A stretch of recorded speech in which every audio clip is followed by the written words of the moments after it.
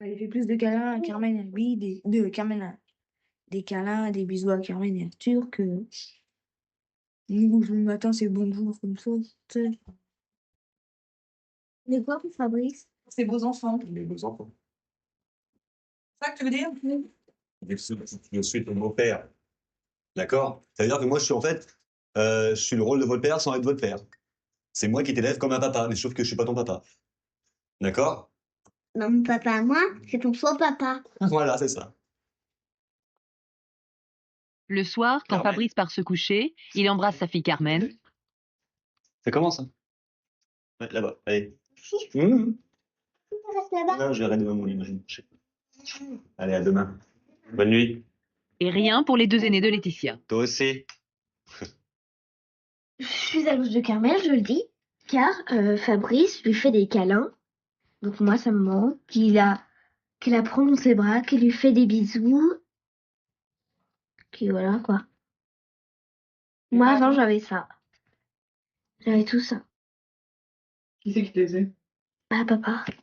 J'en avais même plus que Carmen. Donc, T'arrêtes pas à sortir de l'amour comme si c'était mes propres enfants, quoi. Je peux pas sortir de l'amour. C'est pas, pour moi, ça serait pas mes enfants. Donc ça serait, je, je reviens toujours sur le même truc, mais c'est bête, je sais pas, hein, je dis la vérité, hein, je vais pas vous mentir, hein. Je peux pas dire, je vais faire un effort, demain, je vais tous les embrasser, et puis, les prendre sur mes genoux un par un, je le ferai pas, donc. Il est agressif envers mes enfants, voilà. C'est nous. Est-ce que t'as envie que ça change? Bah, ça serait bien que ça change, hein, c'est sûr. Pour tout le monde, je pense, mais. Tout ce que je voulais entendre. Ne demandez pas l'impossible. Bah, Non plus. pourquoi ça serait impossible? Demande-moi pas l'impossible, j'ai dit. Je te demande pas, c'est pas une impossibilité, ah si? Tu Non. crois que c'est impossible? Non, on va arrêter de crier, on peut arrêter de parler mal, comme tu Voilà. dis bien. Finalement, c'est Abigail qui tente de recoller les morceaux. Elle envoie une lettre à Fabrice pour son anniversaire, une lettre comme un appel au secours, un appel à l'amour. Pour commencer, j'aimerais bien te souhaiter un joyeux anniversaire. Et oui, déjà 38 ans, tu vieillis. J'aimerais te dire que je ferai des efforts. Nous formons une grande et heureuse famille. Je voulais te demander si je pouvais t'appeler papa. Pourquoi t'as envie de l'appeler papa? Parce que le mot papa te manque? oui. Tes copines, ta sœur, ils se disent tous papa et pas toi? Moi, je suis le papa qui, par intérim, tu sais, c'est le papa qui t'élève, qui, comme je dis, qui te fait tout, mais je suis pas ton papa, quoi. Si, moi, pour moi, c'est ça mon explication, si tu comprends pas maintenant. Si c'est que le mot papa qui te manque, de dire papa, c'est plus délicat pour toi, ça sera plus dur pour toi. C'est plus dur à comprendre. Si c'est que le mot papa qui te manque, c'est c'est embêtant pour toi, quoi. T'aurais dit autre chose, je sais pas, t'aurais dit c'est l'affection de mon papa, de faire le câlin de mon papa tous les soirs, avant d'aller me coucher, tu vois, comme Carmen fait avec moi, quoi. Je veux dire, si c'est ça qui te manque, mais c'est différent. Mais là, c'est le mot papa qui te manque, quoi. Mais je fais plus de câlins. Hein? T'as dit? T'as dit quoi? Je fais plus de câlins.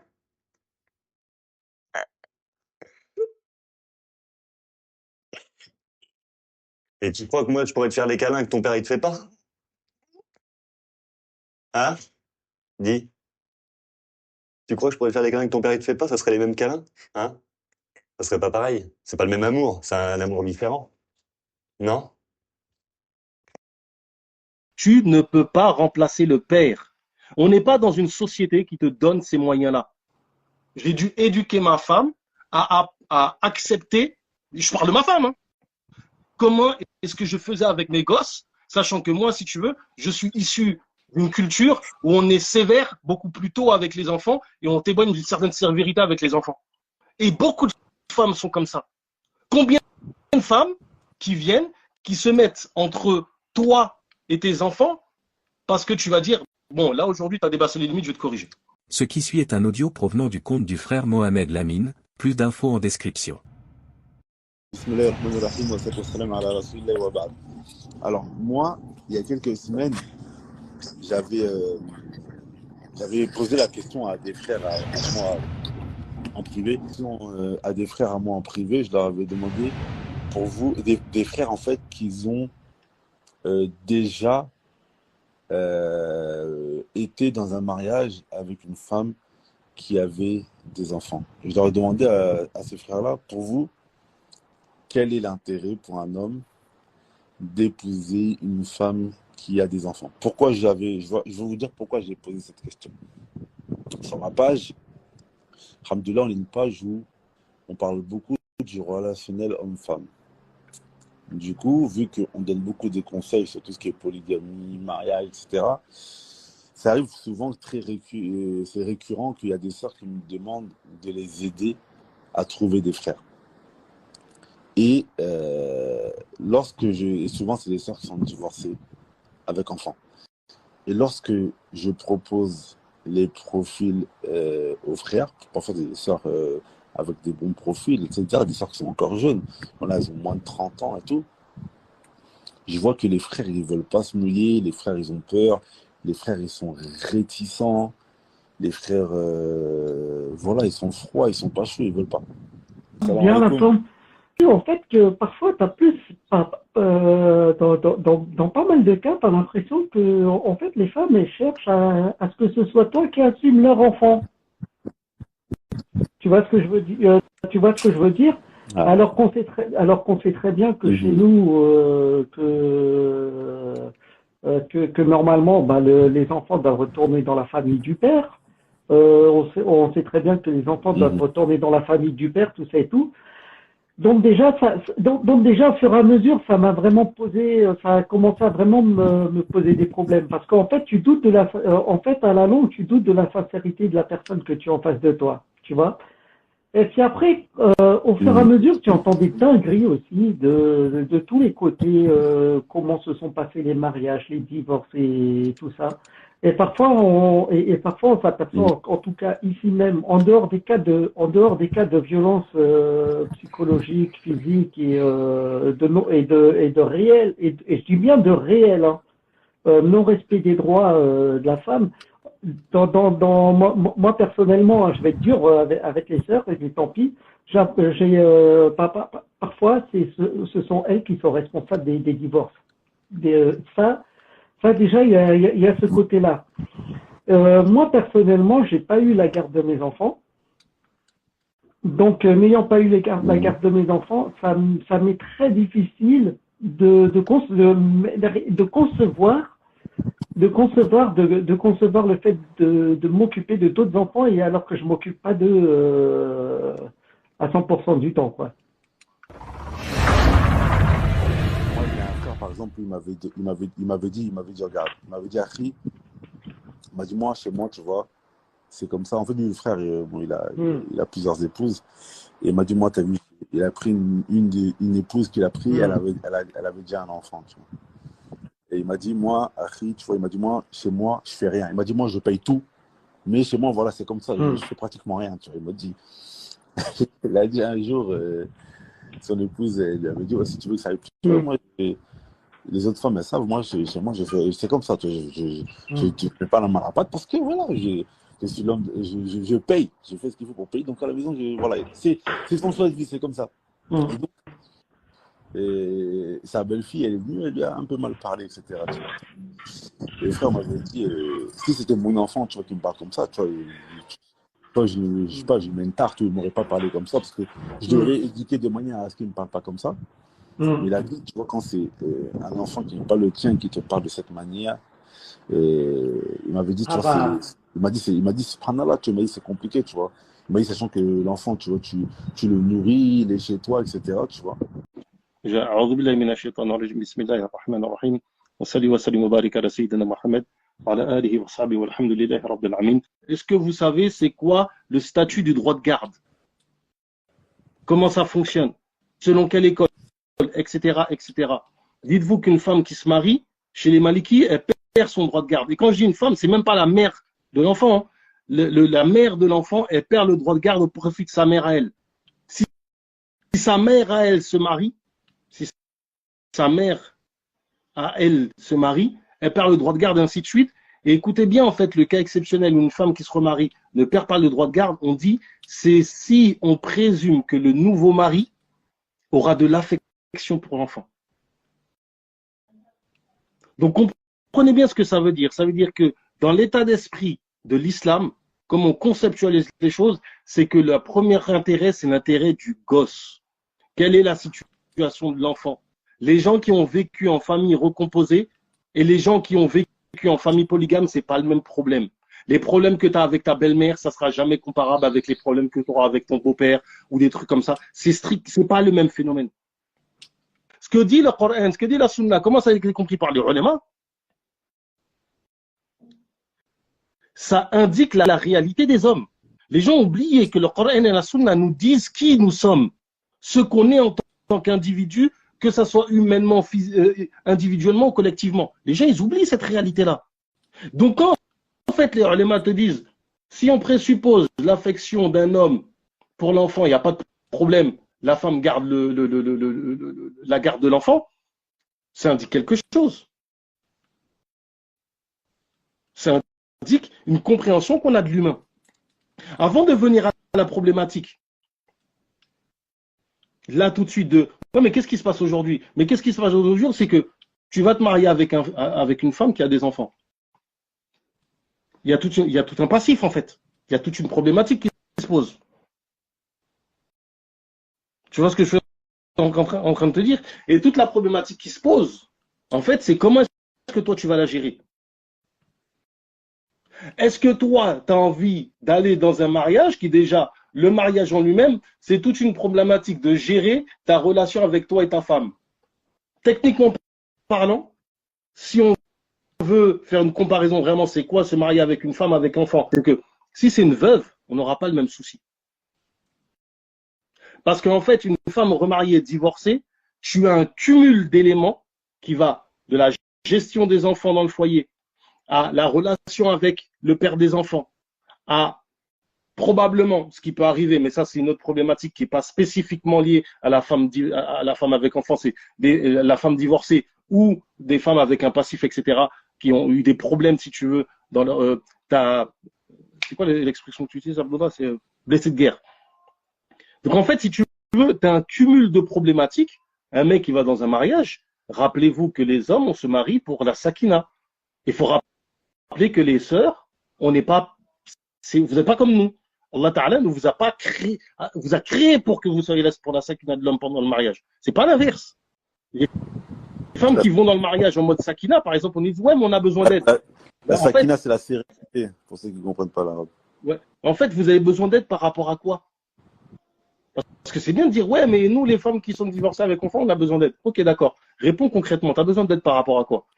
Et c'est pour ça, Mohamed, qu'est-ce que je t'ai dit en privé? Je t'ai dit, on va devoir parler des différents profils, ceux qui refusent et ceux qui acceptent. Parce que les profils des frères qui acceptent, tu en as quelques-uns qui veulent jouer les bons samaritains. Tu regardes, tu veux prendre en charge les gosses d'un autre? T'es bête ou quoi?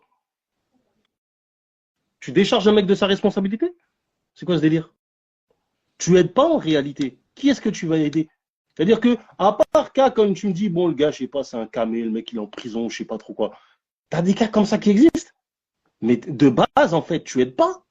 Tu ne peux pas remplacer le père. On n'est pas dans une société qui te donne ces moyens-là. Réveillez-vous. Il y a un truc, c'est une question de bon sens. Tu me dis, tu es au Yémen, ou tu es au Sénégal, ou ailleurs, bon, t'es beau-père, il se passe un problème dans le foyer, etc., avec le gosse. On sait que toi, tu es plus fiable que le père. Tu arrives devant les tribunaux, je sais pas, ou pour n'importe quelle raison. Tu arrives, on dit, il y a ça, on prend en compte ta parole, on prend en compte ce que tu dis. Mais là, il se passe quoi, en fait, dans les foyers? Tu vas protéger qui? De quoi? Comment? Sénégal, D'où Sénégal, de toute façon, une femme.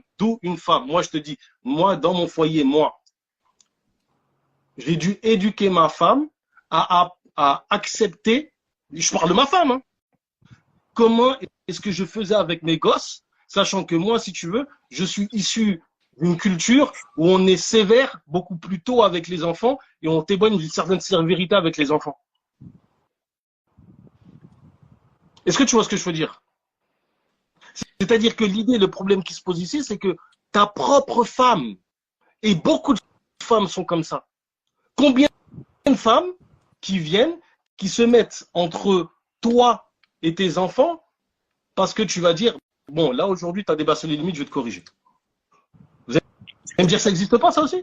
que j'ai fait comme je fais toujours. Attends. Je commence par ce que dit l'islam de manière claire, ce qu'on dit les ulémas, pour savoir comment on est, nous, les humains. Abou Ahmed, Ensuite, moi, je vais t'aborder la problématique de pourquoi est-ce que nous, on n'accepte pas, parce que tu as des choses qui sont générales, sans rentrer dans les petits détails.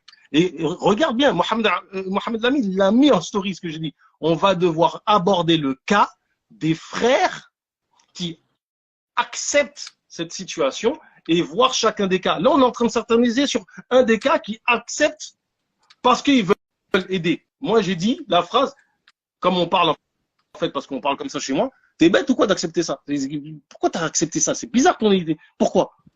Tu ne vas jamais pouvoir remplacer le père de quelqu'un, même si son père, il est plus catastrophique des catastrophiques. T'as des enfants qui vont te dire, oui, ça a été mon père, c'est lui qui est père de substitution. Mais regarde comment la mère s'est comportée, regarde comment la société autour fonctionne, etc. C'est ça qu'il faut comprendre. C'est-à-dire que, est-ce que là, à l'heure où on parle de Waqi'a, est-ce que là, on est dans une société qui te permet à toi d'être un beau-père qui peut te substituer à un père Mais déficient? pourquoi substituer Parce Abou Ahmed? que c'est ce que vous êtes en train de dire. Un mec qui veut aider une femme à élever ses gosses se substitue à son père. Khras, vous avez parlé de bras cassés, c'est-à-dire que le mec ne joue pas son rôle. C'est de la substitution. C'est du remplacement de père. Quand tu es dans un foyer, tu es un père. Les Romains, ils appelaient ça pater familias. Tu as le plein pouvoir sur ta famille. Quand tu es beau-père, tu n'as pas le plein pouvoir sur ta famille. C'est comme, en fait, voyez un territoire sur lequel une partie de l'autorité de l'État ne s'applique pas. Les poches comme ça. En fait, il faut comprendre vraiment, ce que je dis là, c'est très pragmatique. Et les sœurs, contrairement à nous les hommes, vous êtes très pragmatiques dans ce qui est de choisir un homme pour vous marier. Vous êtes plus pragmatiques que les hommes. Les hommes, tout ce qui est, ouais, les hommes sont plus rationnels que les femmes, ça devient totalement inversé au moment de choisir un conjoint. Les hommes, on perd toute mesure. Vraiment. Donc, il y a le premier figure, le cas de remplacer un père, et en général, justement, un type de père plus ou moins défectueux, etc., etc. Mais si le père, il n'est pas défectueux, tu vas remplacer qui? La dernière fois, dans un live, on a parlé d'un cas d'une sœur, c'était pas un live ici, c'était chez SD, qui, elle, veut se remarier, mais elle te dit clairement, moi, je veux me remarier pour avoir quelqu'un qui me fait des câlins à la maison. Et là, je vais vous dire tout de suite, des frères, des profils de frères qui ont envie de trouver des femmes divorcées avec enfants, qui cherchent des hommes pour ça, là, vous en avez plein. Ne vous inquiétez pas que vous allez en trouver. En fait, je répète bien, parce que là, les sœurs, ouais, les paroles que vous dites, c'est dégueulasse. Écoutez bien ce qu'on est en train de vous dire. On est en train de vous parler de manière à ce que, quand vous allez choisir un mari, vous savez quoi lui dire, vous savez ce que vous voulez par rapport à ce que vous dit votre religion sur vous, qui vous êtes en tant qu'individu. Et ce que vous allez constituer dans une cellule familiale. Il faut bien comprendre un truc, c'est que sur les frères qui acceptent, il n'y a pas 10 000 types de profils de frères. en fait, Il y a les frères qui veulent justement être des bons samaritains. En fait, Et il faut voir en fait, à ce moment-là, c'est quoi? Et il y a les frères qui acceptent d'être un touriste, qui viennent. Et là, la problématique qui va se poser pour les sœurs, c'est quand même arriver à faire le ta'zim du mari, de respecter le mari dans toute sa dimension, malgré le fait qu'elle le considère juste comme un partenaire qui vient pour les satisfaire sexuellement, des trucs comme ça. Moi, dans ma tête, comme ça, il y a à peu près trois gros profils qui me viennent en tête. Le troisième, c'est les frères. Ils ont déjà des enfants et ils pensent comme certains sœurs dans le chat. Comme moi, j'ai des enfants, je ne peux pas demander une femme qui n'a pas d'enfant. Ce qui est totalement absurde, mais bref. c'est-à-dire, j'arrive pas à comprendre. Vous transmettez, les femmes ne transmettent pas leur filiation. Parce qu'il n'y a pas de problème de filiation, en fait. C'est-à-dire que quand toi, tu te mets avec une femme qui a des enfants, dans la mesure où tu souhaites avoir encore des enfants, parce que tu as des cas de frères, je pense qu'on peut les faire en deux catégories, en vérité. Tu as le cas de frère, en fait, il dit, moi j'ai déjà des enfants, ça ne m'intéresse pas d'en faire plus. Et qui vont se mettre avec des femmes qui ont des enfants, parce que dans leur tête, ces femmes-là, elles veulent pas forcément avoir d'enfants. C'est-à-dire, les sœurs, déjà, quand vous connaissez correctement votre religion, ça vous aide à vous connaître. L'islam vous dit comment on est. Les femmes, vous n'êtes pas empathiques. Vous n'avez aucune empathie. et tout le travail que vous devez faire dans le mariage, c'est être empathique par rapport à votre mari. La preuve, dès qu'on vous dit on a une plainte vis-à-vis du fonctionnement des femmes, ah, vous n'êtes pas des hommes, ça nous ridiculise, ça nous méprise. C'est factuel. Les femmes, elles ne recherchent pas la même chose qu'un mariage singulier. À part peut-être la question en fait des sentiments.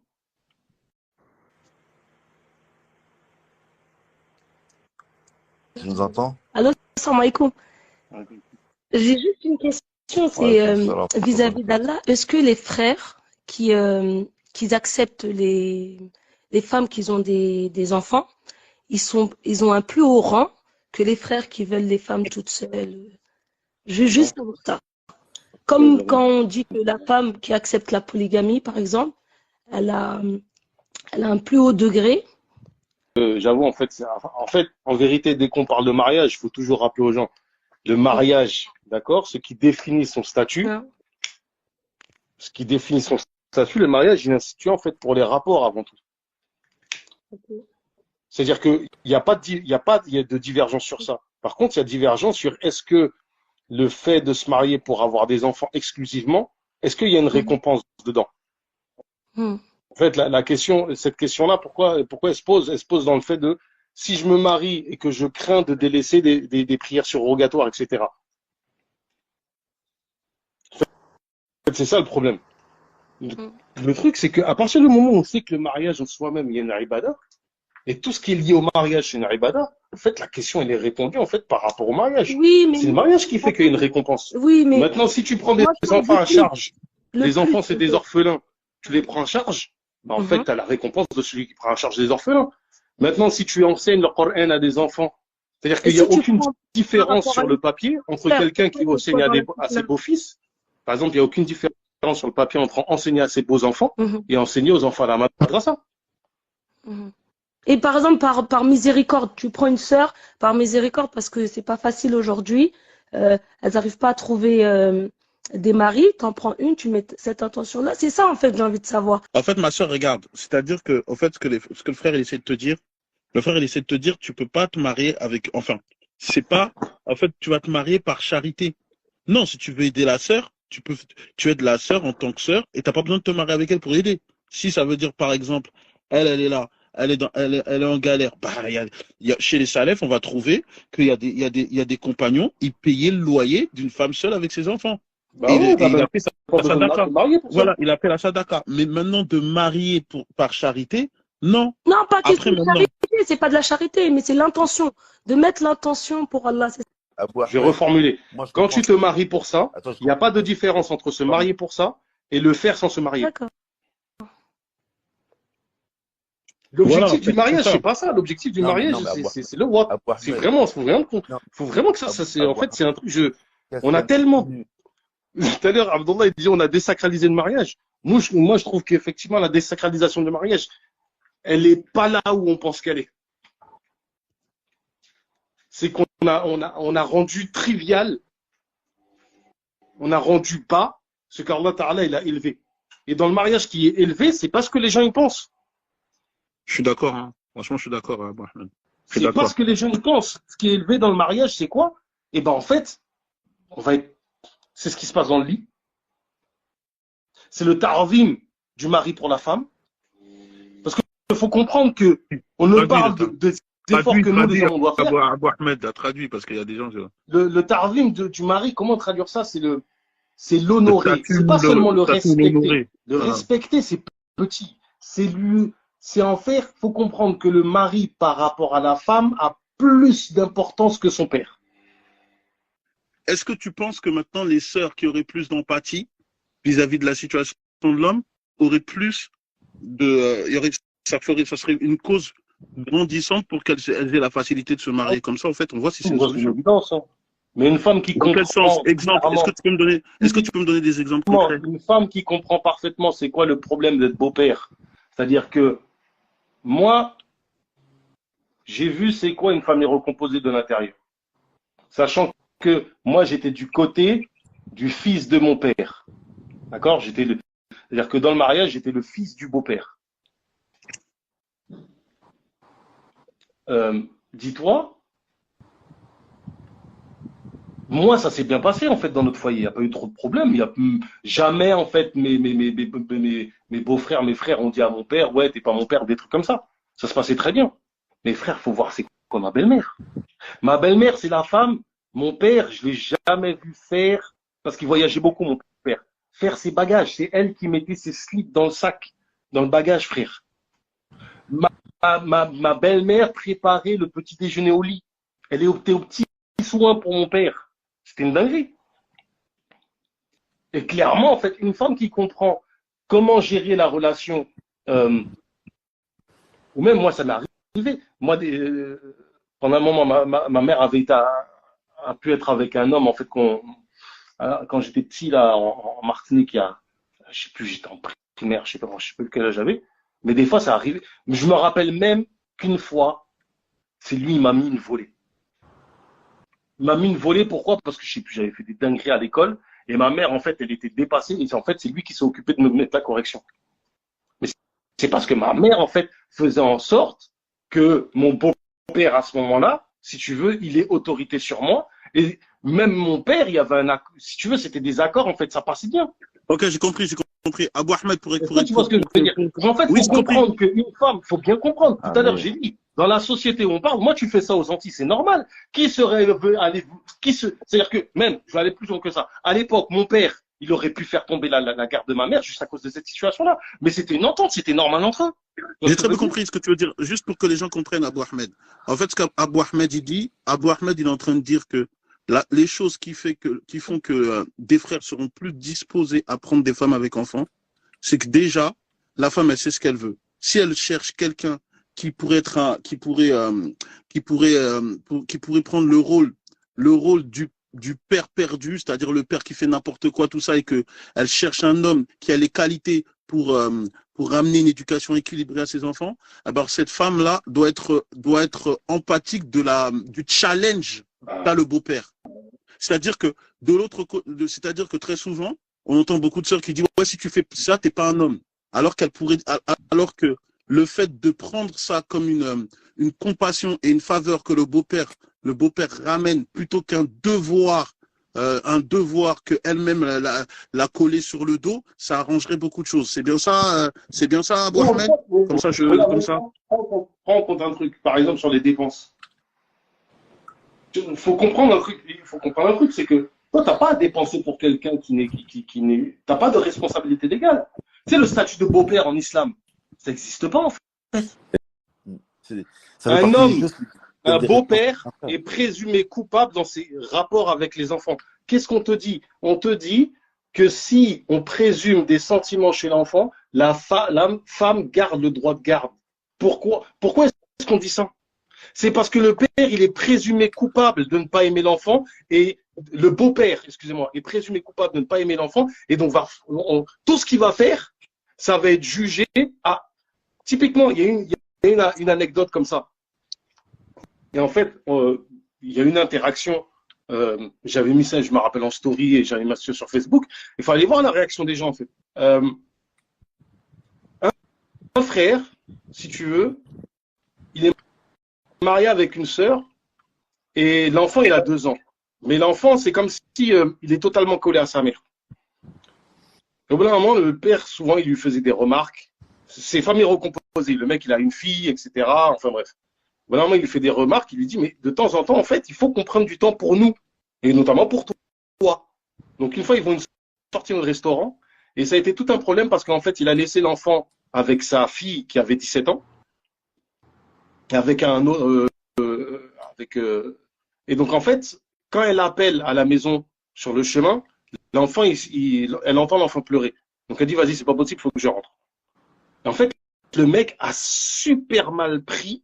Je crois que ça a été une cause de divorce ou un truc comme ça. Il a super mal pris, en fait, cette dernière tentative qu'il a fait pour essayer de construire une relation de couple. Et quand on regarde la réaction des gens face à cette situation-là, tout le monde juge que le mec, tout le monde, une majorité juge que le mec a exagéré, que le mec, il en voulait qu'à son ex, c'est pour lui, il aurait pu faire preuve d'empathie envers l'enfant, etc., etc., etc. Parce que quand t'es beau-père, t'es présumé coupable.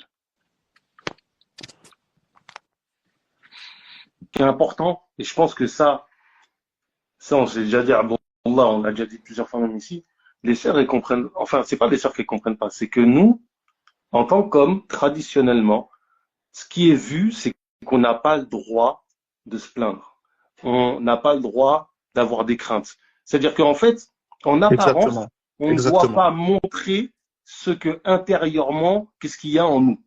Si on le fait, on va dire, T'es vous n'êtes pas pas un des homme, t'es pas un vrai vous homme, n'êtes pas t'es pas un vrai capable. bonhomme. Vous êtes si. Quand par exemple une sœur, elle va te dire, ah, les hommes, en gros, un homme qui prend une femme divorcée avec un enfant, ouais, c'est un homme plus ou un truc comme ça. Je sais plus comment ça a été formulé, mais ça a été dit plusieurs fois dans la soirée. Typiquement, c'est pour rabaisser ceux qui te disent non. Et par contre, c'est pas un homme plus quand il prend plusieurs femmes. Tu vois, là, mais non, faut être sage, c'est très difficile, c'est très juste. Là, on dit pas Votre c'est très frère. difficile dans l'autre cas. Carrément, bon, ça va être un peu dur ce que je vais dire pour certaines sœurs, mais ça peut même être très anxieux pour un homme de rentrer chez lui et de dire que ben, tu as des enfants qui sont pas des tiens, tu vois. Comme ça peut être anxieux aussi pour une femme. La dernière fois, je regardais un témoignage d'une femme. Quand il y a des femmes, quand elle reçoit les enfants de son mari, elle est anxieuse. Ah, les enfants de mon mari vont venir, c'est compliqué, etc. Pour un homme, ça peut être totalement pareil. Tu vois. Donc en fait, concrètement, si tu veux, les témoignages qu'il y a eu, moi je vous le dis, moi j'ai été dans les familles recomposées, ça va, ça s'est bien passé. Après les rapports que moi personnellement, je sais comment est-ce qu'on est à partir d'un certain âge. Moi j'ai un mois en tant que beau-père. Si j'ai pas la capacité de mettre une balayette au gars, c'est un petit peu compliqué pour moi dans ma maison. Moi, un mois, je parle de moi qui vous parle. J'ai un mois de 17-18 ans dans mon foyer qui fonctionne dans ma maison. Si j'ai pas la possibilité de lui mettre une balayette, il y a un problème. Moi, j'ai un fils ici. Quand je vois son fonctionnement, ma mère, elle me dit, c'est physiquement et comportementalement, c'est la même chose. Je sais qu'il a 15 ans, il fait le malin, je viens, je prends, je lui mets une prise de judo, c'est terminé. Mais si c'est pas le mien, en fait, ce qu'il faut bien comprendre, on a essayé de vous expliquer de plusieurs manières, avec plusieurs problématiques qui se posent, de pourquoi est-ce que des hommes ne veulent pas. Et comme je disais à Mohamed Lamine, l'une des choses, c'est qu'on doit expliquer quels sont les profils des hommes qu'ils aiment. Il y a un profil qu'on a présenté, ah, c'est un prédateur, ah, c'est des ci, ah, c'est des ça. Alors qu'il y a plein de sœurs qui veulent se remarier, elles ont 3-4 enfants, la seule chose qu'elles veulent, c'est d'avoir un homme avec qui passer du bon temps. Abou Ahmed, il y a un truc qui revient tout le temps, c'est ouais, pourquoi les non-musulmans, pour eux, il y a pas ce problème, et nous, il y a ce problème-là. Bah, tout simplement parce que chez nous, les musulmans, il y a comment ça s'appelle? Il y a des obligations aux hommes qui sont très appuyées.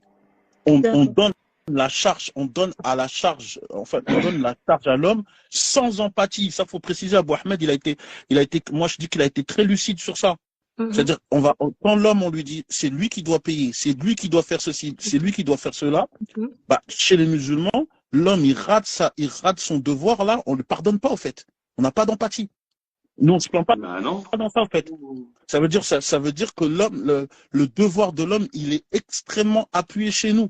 Donc, à partir de ce moment-là, l'homme, il veille à regarder si lui, il sera capable ou pas. Ça, c'est l'autre. Ça, franchement, moi, je peux pas en vouloir aux gens de faire attention à ça.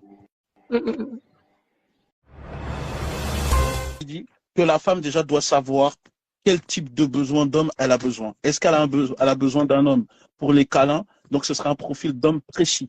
Elle va pas prendre. Ça veut dire que, par exemple, si c'est une femme qu'elle a besoin de présence affective, mais elle a ses enfants, pour elle est déjà autonome, elle a tout ce qu'il fallait, elle va déjà se présenter comme ça. Moi, mes enfants, j'ai des enfants, mais toi, tu n'auras pas la charge de ces enfants, ceci, cela. Il y aura déjà plus de profils d'hommes qui cherchent ce type de femmes qui vont partir poser leur dossier là-bas. Parce que c'est ça. Voilà. Le problème, c'est il y en a d'autres. Il y en a d'autres. Ils ont dit quoi? Ils ont dit ce profil d'hommes-là, ils ont dit c'est des prédateurs. En fait, parce que pourquoi, Abou Ahmed? Et c'est là que, au fait, faut dire la réalité. C'est que de temps en temps, on veut le beurre et l'argent du beurre. Parce que c'est-à-dire que les femmes, en fait, quand elles veulent reconstruire ce qu'elles n'ont pas eu dans Exactement. Mais en fait, elles sont dans une situation qu'elles n'étaient pas lorsqu'elles étaient dans le premier mariage. Avant, elles n'avaient pas d'enfants. Et en fait, c'est pour ça que je dis, elles sont, parfois, certaines femmes, elles sont trop dans l'utopie. C'est vrai que tu as des femmes qui, elles ont 3 enfants, elles vont se remarier avec un frère qui n'avait pas d'enfants. Ça arrive. Mais c'est pas, sur 100 femmes, c'est pas 75%. Sur 100 femmes, ça va être, Quel 20%? Qu'est-ce que tu racontes? 20%, quelque chose comme Qu'est-ce que tu ça. racontes? C'est même pas 15%. C'est Même, même pas même 15%. Il y moins. a, il y a 7 femmes pour Tu un vois? homme. Tu me dis quoi? T'as C'est-à-dire juste même que, à prendre l'avion. Qu'est-ce que tu me racontes, au fait? C'est juste celle qui sort du lot. C'est vraiment, elle sort du lot. Mais pourquoi tu vas, donc, jamais, c'est moins de 15%, frérot. La charia est là pour la du nef. L'éducation de l'ego des gens. Ce qui fait que la tarbiya, dans le sens de que c'est ce que c'est ce que la charia demande. On va prendre un exemple tout simple. Et là, il y a plein d'hommes qui sont là pour témoigner. Dès qu'il s'agit de mettre la main à la poche, les mecs, on est radins. On a toujours du mal à se mettre la main à la poche. ouais. Qu'on met la main à la poche, si tu veux, il y a toujours un truc qui nous tire. Tu pars avec les frères, ils te disent ouais, mais les sœurs, elles demandent trop d'argent, elles demandent de dépenser trop. Et quand tu regardes en fait de manière concrète, bah, en fait, c'est un droit de la femme de demander des dépenses. C'est Après, il y a pour la ça que question du c'est statut, pour ça que de le la prophète situation. sallam, il motive ça. Et tu as raison, Abou Ahmed, c'est pour ça que le prophète sallam, il te dit la meilleure au monde, c'est envers ta famille, tout ça. C'est dans le but, justement, de combattre ton nef sur ça. C'est exactement ce que le frère ce qu'il dit, c'est totalement réel. En fait, les femmes, les sœurs, faut que vous compreniez une chose. La problématique de beaucoup de sœurs, c'est que elles essaient de reconstruire, malheureusement, l'échec qu'elles ont eu auparavant. Mais maintenant, vous devez prendre en considération que c'est comme ça et pas autrement. Il y a le marché de l'offre et de la demande. Allahu La loi Akbar. du mariage, c'est comme ça. Vous, vous avez 2, 3, 4, 5 enfants, divorcés plusieurs fois, c'est moins attractif qu'une fille qui vient et qui a jamais divorcé, qui a jamais été mariée. Et l'homme, bah, généralement, dans sa nature, il va plus chercher à avoir une femme qui n'a pas d'enfant. C'est comme ça. Je vais donner un exemple. Je pense que pour les sœurs, excusez-moi, parce que pour la question de l'offre de la demande, il y a des sœurs, quand on leur dit ça, ils disent ouais, on est des marchandises. C'est comme si en fait, il n'y avait qu'un seul type de marché. Vous savez, il y a un truc, ça s'appelle le marché du travail. Vous savez, c'est quoi le marché du travail? C'est-à-dire qu'il y a des patrons avec des employés. Ben, mettez dans votre tête, c'est-à-dire que vous voulez choisir un mari, déjà mettez ça dans votre tête les femmes, vous voulez choisir un mari, choisissez un homme comme vous aurez choisi un patron.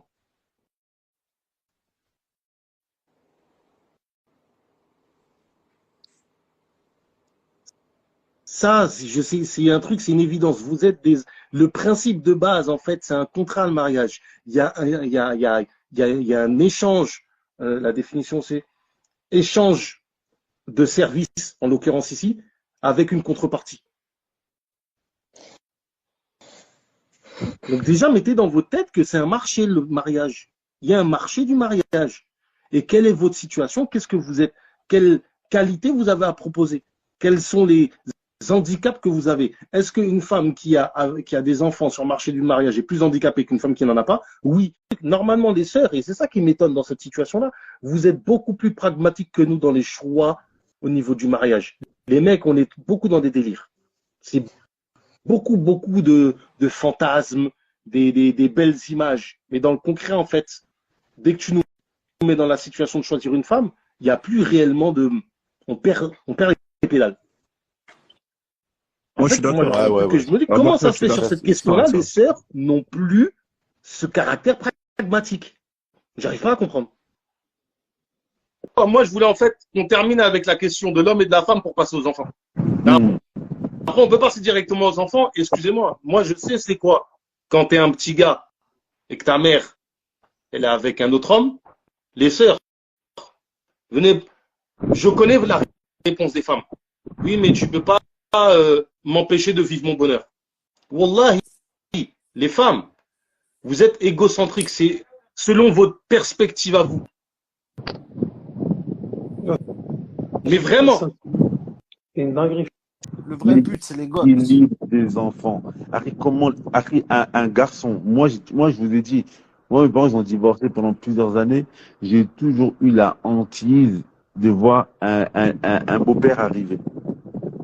J'ai toujours eu cette hantise de voir un beau-père arriver. C'est vrai qu'il faut aussi qu'on se mette à la place des enfants parfois. Qui est-ce qui... Et subhanallah, dans le fiqh, dans les madhahib, quand on parle de la al-hadana, qui va garder l'enfant, etc., Bismillah. il regarde pas le ressenti de la femme, le ressenti de l'homme, on s'en fiche.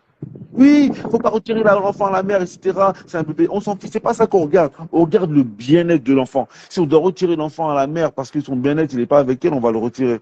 C'est-à-dire que dans l'équilibre, les parents doivent regarder ça, l'équilibre. Qu'est-ce qui tire un bien-être pour l'enfant? Parfois, s'il faut se faire violence pour rester pour les enfants, parfois, il faut le faire.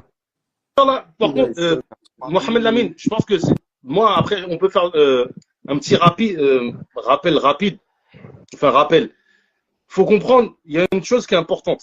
C'est que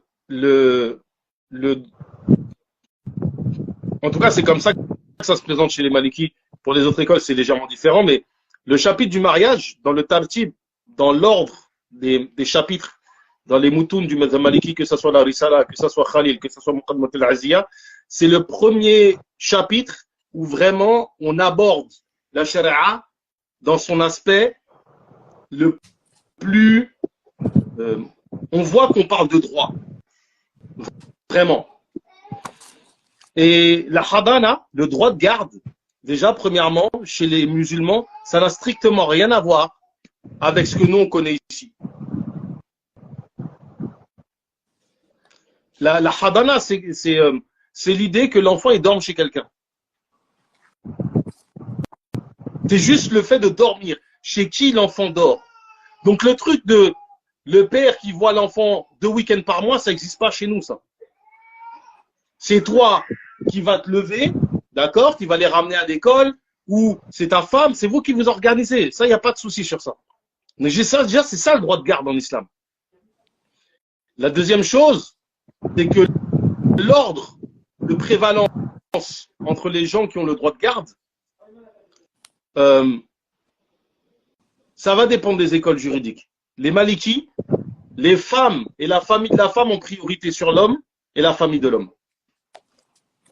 L'homme, il n'a pas priorité. L'homme n'a même pas priorité sur sa mère. C'est-à-dire que la grand-mère paternelle de l'enfant a priorité sur son propre père. Quand les femmes se marient, toutes les femmes, sans exception, elles perdent le droit de garde. La mère perd le droit de garde, la grand-mère perd le droit de garde, les tantes perdent le droit de garde, etc. Sauf si on suppose que le beau-père, c'est un concept qui n'existe pas à la base dans la charia, le concept de beau-père, mais on l'utilise parce qu'on se comprend. Sauf si le beau-père, on présume qu'il aura des sentiments positifs pour l'enfant. Et là, en fait, ça prend toute sa dimension, toute sa compréhension. L'autre chose, c'est qu'après, il y a des détails. Par exemple, si un père, il voyage, il change de région, le père, il récupère le droit de garde. Sauf si la mère l'accompagne. Ou si la femme l'accompagne.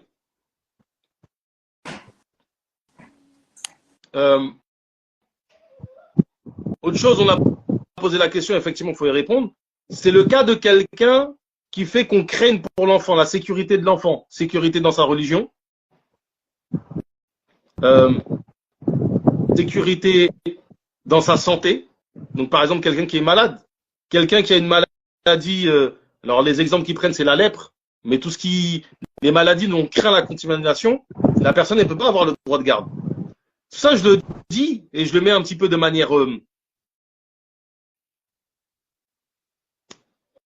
c'est pas structuré comment je le présente. Mais je le présente c'est pour que vous vous rendiez compte que faut que vous vous asseyez, vous prenez un texte et qu'on vous explique les détails. C'est pas au petit bonheur de la chance. C'est pas tu vas devant le JAF et le JAF il va t'expliquer comment le droit de garde il se passe alors que vous êtes des musulmans. Normalement entre nous on est censé s'organiser. Pareil, la problématique des dépenses. La problématique des dépenses, évidemment, c'est le père qui dépense pour les enfants. Donc déjà, en fait, à partir du moment où la question de la hadana, elle n'est pas claire, et surtout, ce que nous dit en fait la sharia, c'est que quand on voit ce qu'on nous dit sur la hadana, on comprend que la chose la plus importante, c'est le bonheur de l'enfant. C'est l'enfant qu'on veut protéger. Et ça, c'est fondamental. C'est-à-dire qu'aujourd'hui, quand on entend les discours des uns et des autres, nous, les hommes qui ne veulent pas se remarier ne veulent pas une femme avec enfant, quand on écoute leur discours, on comprend bien qu'ils ont un problème sur comment eux être un homme dans le foyer, comment être un père, comment être un beau-père, et ça implique en fait la problématique de l'enfant.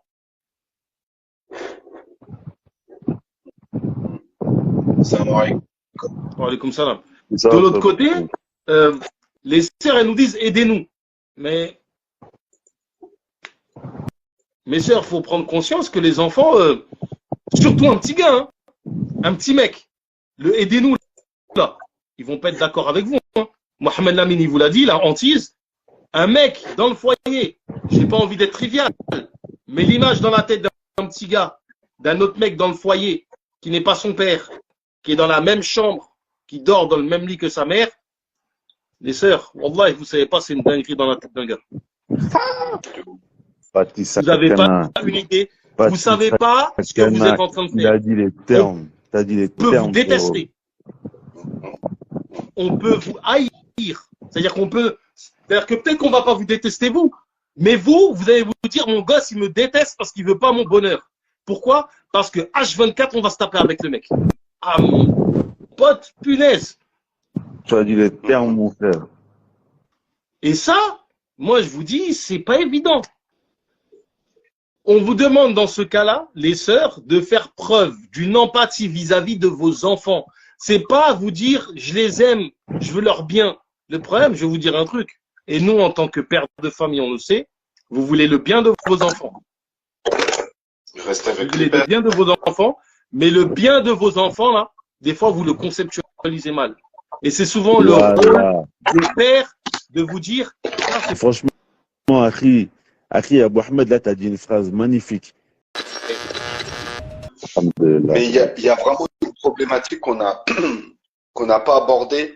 Et là, c'est une problématique qui est plus générale, mais on va rester focus sur cette problématique-là. C'est la problématique de l'accompagnement au mariage.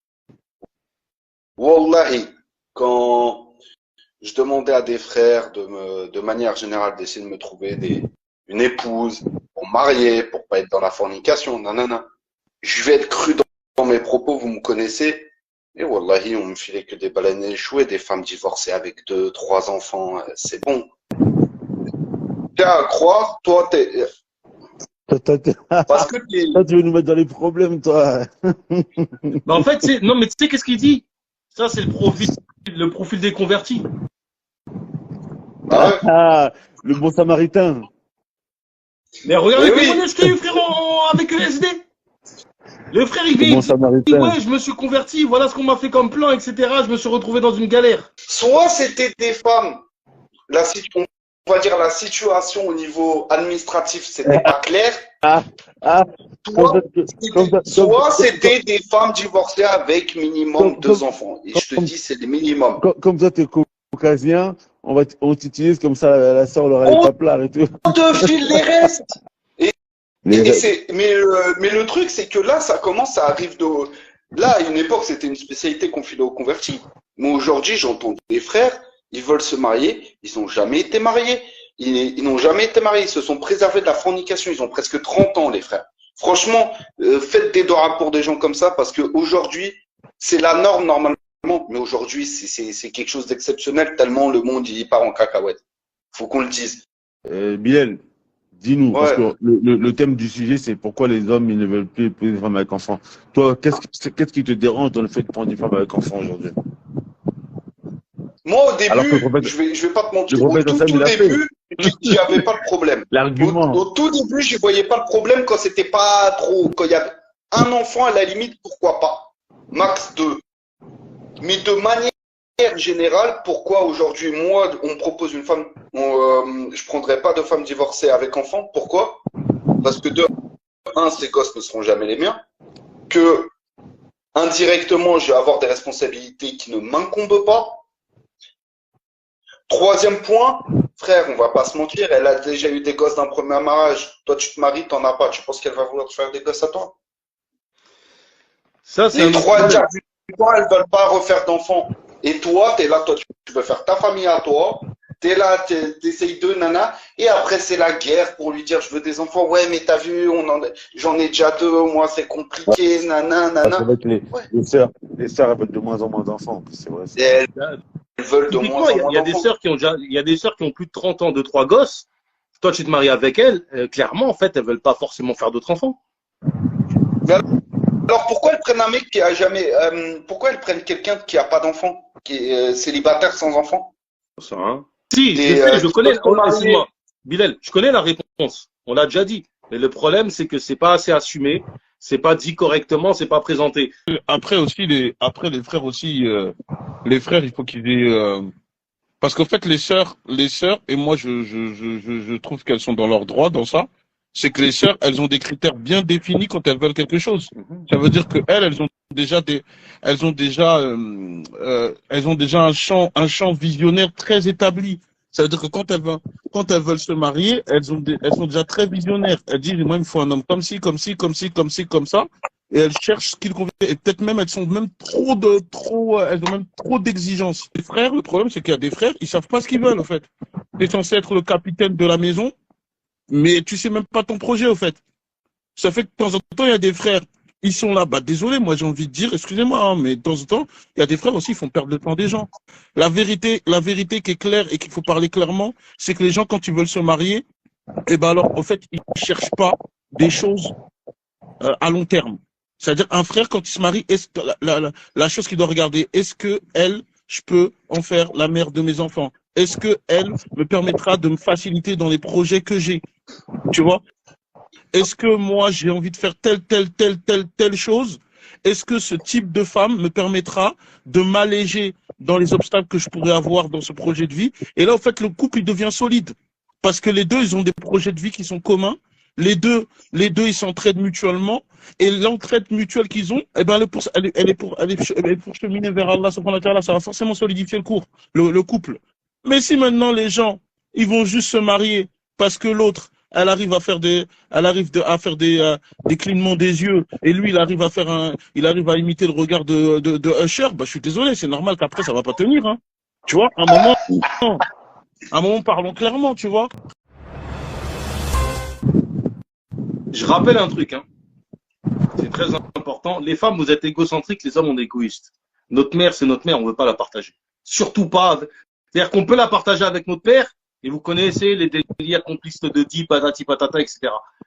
Et en fait, notre père, il va nous remettre à notre place, et il va dire, tu dégages de la maison, tu vas chercher une autre femme. Ma femme, c'est ta mère. Mais c'est ma femme avant tout. C'est-à-dire que t'as pu sortir de son ventre parce que je t'ai mis dedans.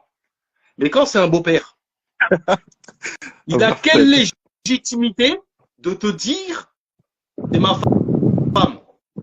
C'est pas lui qui t'a mis dans le ventre de sa mère. Tu vois, et ça, on le prend. Allahu Akbar. Et on est. Même là, comment je réfléchis, je me rends compte que je réfléchis mal. Clairement, la manière dont je l'ai formulé, je l'ai mal formulé. C'est pas correct ce que j'ai dit. Tu vois ce que je veux dire? Moi, j'ai connu, en fait. C'est-à-dire que nous, les hommes, faut comprendre que depuis petit, en fait, on est égoïste. On est avare de notre temps. Moi, je prends mon cas. Moi, j'ai ma bibliothèque où je fonctionne. Honnêtement, il n'y a pas un moment dans la journée où je me rappelle que le prophète, alayhi salatu wassalam, il a dit que tu passes 1 heure de temps avec ta famille, c'est mieux que les i'tikaf dans le Masjid al-Nabawi. Je reste toute la journée, en fait, à l'écart et je calcule personne chez moi. Parce qu'en fait, je suis occupé et que j'ai des trucs qui sont dans ma tête, etc. J'ai des trucs à faire. Et donc, en fait, je suis avare de mon temps. En fait, ce qu'Abou Ahmed essaye d'expliquer aux gens, c'est pas question de ce qui est permis, ce qui est pas mis, ce qui est juste ou pas juste. En fait, on est en train on est en train de diagnostiquer les ressentis de l'enfant, de telle sorte que quand maintenant chacun, on est conscient des ressentis qu'un enfant peut avoir, on essaie d'y trouver des solutions pour qu'il n'y ait pas ce malaise et ce mal-être. Parce que c'est très important. Il y a des enfants qui sont troublés psychologiquement par rapport à ça. Il y a des gens qui ont eu des traumates. Moi, l'exemple que j'ai cité tout à l'heure, quand j'ai cité le petit qui vient, qui dit, quand quelqu'un vient, à chaque fois qu'un homme va venir rentrer chez lui, il va penser que cet homme peut aller dodo avec sa maman. Mais ça sera forcément des conséquences dans sa perception du relationnel homme-femme, en fait. Si c'est pas traité, il y aura forcément des conséquences terribles. Alors, imaginons que c'est une petite fille. Imaginons que c'est une petite fille, subhanallah. Abdallah, il y a un frère que je connais, que tu connais aussi. Il s'était marié avec une sœur, elle avait 5 enfants. La sœur, elle avait des grands-enfants. Mais les grands-enfants, déjà, l'ex-mari, il n'acceptait pas que la femme se soit remariée, mais les grands-enfants ne l'acceptaient pas aussi. T'as beaucoup de sœurs, elles se remarient, elles le cachent à leurs enfants. Elles le cachent à leurs enfants. Il y a des sœurs qui se remarient parfois, elles ne le disent pas à leurs enfants. Elles ne veulent pas que leurs enfants soient au courant. Elles se marient à la Madhab al-Hanifi. Même son père ne veut pas qu'il soit au courant, mon frère.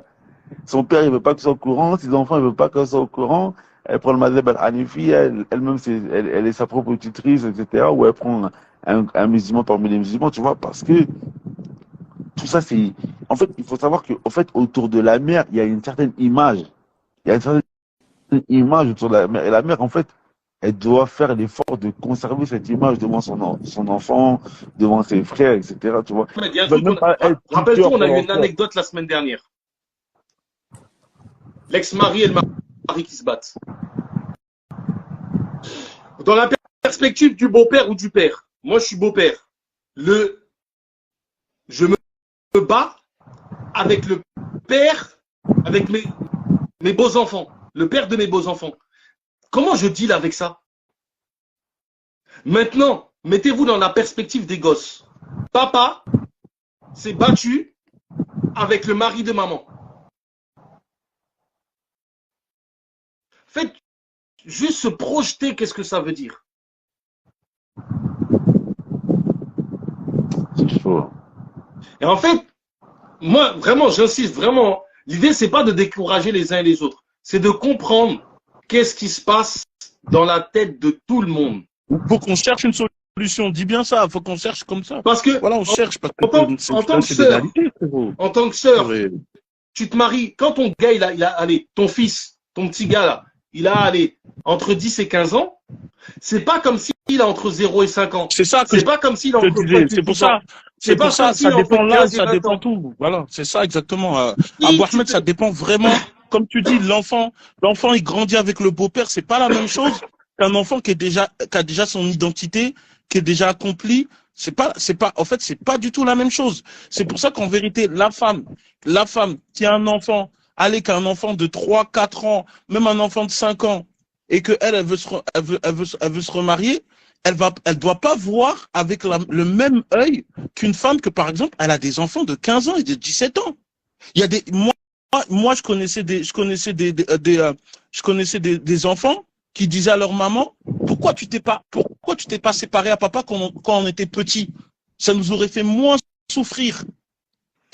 C'est-à-dire que là maintenant, ça veut dire le fait qu'on voit papa il est avec une autre femme, ou on voit maman il est avec un autre homme, nous ça nous fait trop souffrir. En fait, ça c'est du ressenti. On peut pas venir ramener oui mais non c'est dans le halal. Là on parle des ressentis. Mais en fait, Aki, le problème c'est quoi? C'est que tu as beaucoup d'hommes, et ça je pense que c'est une grande partie des hommes, ils n'arrivent pas à comprendre que divorcer veut dire que la femme va aller se marier avec un autre homme et va coucher avec lui. Elle va étrangère. Elle va aller coucher avec lui. C'est ça qu'ils n'arrivent pas à comprendre beaucoup d'hommes. Il y a, je sais pas si c'est un frère ou une sœur qui dit effectivement il faut intégrer l'enfant dans le projet. Déjà, il faut comprendre une chose. Mes sœurs, vous n'êtes pas des hommes. Vous n'avez pas de projet de vie. Quand vous visualisez le mariage, vous avez une vision du mariage qui est, pour moi, c'est normal que les femmes pensent comme ça.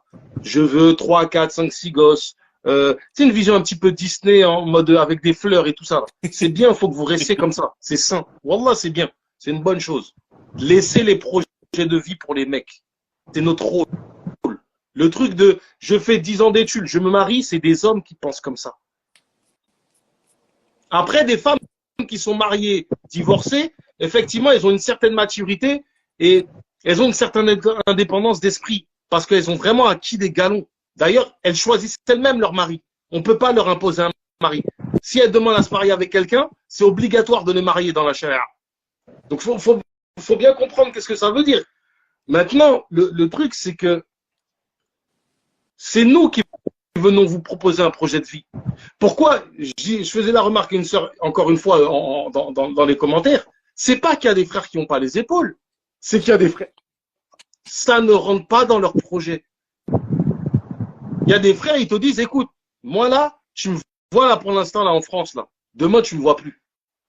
Moi, je veux partir avec toi. Tu as 2, 3, 4 enfants. Tu vas me dire, ouais, mais je peux pas partir, il y a des enfants. Mais c'est un problème, je te divorce.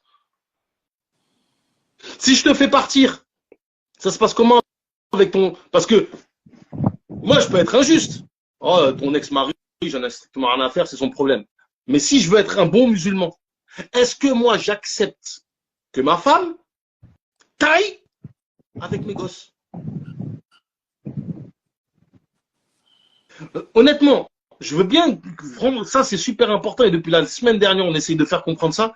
On veut que vous arriviez à faire preuve d'empathie, de vous mettre dans la tête de l'autre.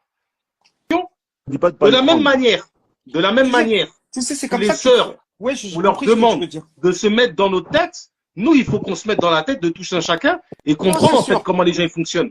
Parce que le problème dans cette situation-là, pourquoi est-ce que les sœurs, on les incite plus que les autres à se mettre dans la tête des autres? C'est parce que les femmes ne sont pas naturellement prédisposées à penser autrement qu'à travers leur propre personne. Nous, les hommes, on est prédisposés à ça. Non, je comprends. Frère, quand tu te lèves le matin, tu penses à tes gosses, tu penses à ta femme, qu'est-ce qu'ils vont manger. Tu penses pas que à toi. Même si tu es égoïste, mais tu penses à tout. Le prophète, il a parlé de la charge mentale des hommes. Que chacun d'entre vous s'endorme avec les préoccupations de sa famille, il est purifié de ses péchés. Le prophète, il dit, quand il en parle de la charge mentale du mariage, là, il parle pas des femmes, il parle de nous, frère. C'est nous les imams, c'est nous qui cherchons les solutions. Et donc, en fait, ce qu'il faut comprendre ici, là, c'est vraiment ce qui est important. Et par rapport à ce que tu dis, c'est que là, on pense sur la situation des enfants. Mais déjà, nous, en tant que père ou beau-père, on pense déjà beaucoup plus aux enfants que les femmes elles-mêmes. Parce que quand tu es peut-être un futur beau-père, tu te poses la question de ta relation avec les enfants. Les femmes, elles le voient automatiquement d'un point de vue positif. C'est rare qu'elles le voient négativement. Mais nous, on le voit dans le fait que, frère, je vais être l'autorité de la maison. Je vais être celui qu'on aime détester. En fait, surtout ce que tu dis, Abou Ahmed, c'est qu'elle va voir le bien des gens, elle va voir le bien de la famille de manière émotionnelle, alors que nous, on va vraiment voir le rationnel. On va rester vraiment dans le rationnel. Est-ce que c'est possible ceci, et cela? Mais moi, je pense que, pour les solutions, parce que là, on pose beaucoup de problèmes, mais les solutions, déjà, selon les différents cas, il y a plusieurs cas. Déjà, la femme qui a un enfant et que le père, il est totalement absent, comme par exemple, il y a des enfants, ils connaissent pas leur papa. Parlons comme ça, ils connaissent pas leur papa. Elle est pas dans tous ces problèmes-là. Ça, c'est le cas le plus simple. Voilà. Ça veut dire une femme. Comme ça, on essaie de faire cas par cas. En fait, ce que je voulais dire, le premier cas de la sœur, en fait, le père, il est totalement absent. Le père, il est pas là. L'enfant, il a pas connu le père. Alors, elle, une femme avec enfant, elle va chercher quel type de profil d'homme? Elle va chercher un homme qui, lui, il a la fibre paternelle. Je dis pas forcément un homme qui a déjà été marié. Moi, je parle de quelqu'un qui a la fibre paternelle. Il y a des hommes, par exemple, ça a été les grands frères de la maison. Ils ont été confrontés à certaines responsabilités qui font qu'ils sont devenus des pères dans la famille. Voilà, il y a certaines cultures. Par exemple, chez moi au Congo, dans l'Est, la mère, la grande sœur, l'aînée, c'est une maman. On l'appelle maman. C'est la maman de la famille. C'est-à-dire, on la prépare déjà. Si les parents, ils sont pas là, c'est toi qui t'en occupes. C'est la même chose pour nous. De mon côté, moi aussi, les hommes, c'est comme ça. Ça veut dire, le père, depuis tout petit, te met une pression. Il dit comme ça, il dit, si je pars, c'est toi l'homme de la famille. C'est-à-dire, il te donne déjà la fibre paternelle. Ça veut dire, la mère, qui elle, l'enfant, le papa, il est totalement absent, il est inexistant. Je dis bien inexistant. C'est-à-dire qu'elle doit bien regarder dans le mental de son enfant, si son enfant, au fait, papa, il est gravé, me ramène pas quelqu'un d'autre. Si elle voit que papa, il est pas gravé et qu'en fait, lui, il recherche du paternel, parce que moi, je connaissais des gens, par exemple, tu voyais que l'enfant, dès qu'il voyait un homme, garçon comme petite fille, tu sens que l'enfant, il a besoin d'une présence paternelle. Là, la sœur qui souhaite se remarier, elle regarde bien tranquillement un homme qui a la fibre paternelle. Comme ça, ce cas, il est réglé. On a ramené une solution, que tout le monde là qui m'entende mette un, comme ça, vous nous accusez pas de poser des problèmes et qu'on pose pas les solutions. C'est bon, Mohamed Lamine? Comme ça, en fait, on a nos Adilla ici.